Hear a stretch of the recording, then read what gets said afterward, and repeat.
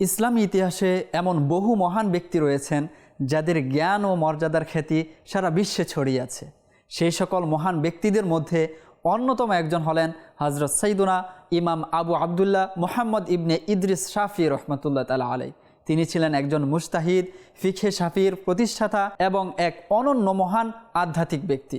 150 হিজরিতে যেদিন হজরত সৈয়দুনা ইমাম আজম আবু হানিফা রহমতুল্লাহ তাআলা আলাইহি ওফাত গ্রহণ করেন, ঠিক সেই দিনই ফিলিস্তিনের গাজা নগরীতে তার জন্ম হয়। তার দাদার দাদা হজরত সৈয়দুনা শাফি রাদিয়াল্লাহু তাআলা আনহু ছিলেন প্রিয় নবী সাল্লাল্লাহু আলাইহি ওয়াসাল্লাম এর একজন সাহাবী।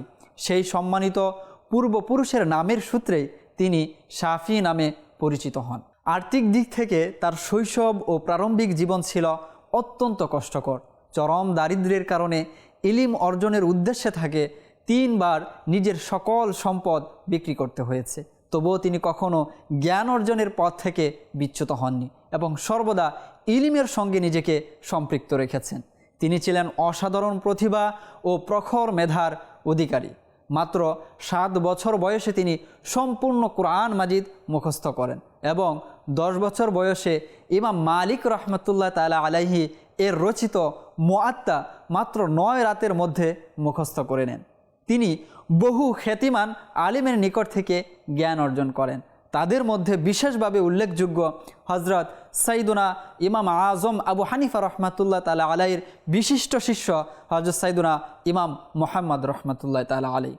যুগের মুজতাহিদ হওয়ার পাশাপাশি তিনি ছিলেন অত্যন্ত ইবাদতগুজার ও ক্ষুধাবিরু। তিনি নিয়মিত ও অধিক পরিমাণে কোরআন শরীফের তিলাওয়াত করতেন। প্রতিদিন তিনি 1 খতম কোরআন সম্পন্ন করতেন এবং রমজানুল মুবারকে মোট 60 খতম কোরআন সম্পন্ন করতেন।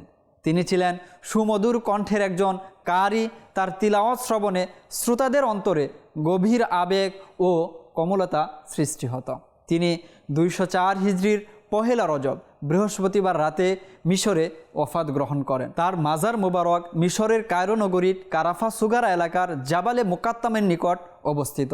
এই মাজার শরীফ যুগ যুগ ধরে সাধারণ ও বিশেষ সকল মানুষের জন্য আকর্ষণ ও শ্রদ্ধার কেন্দ্র হিসাবে পরিচিত।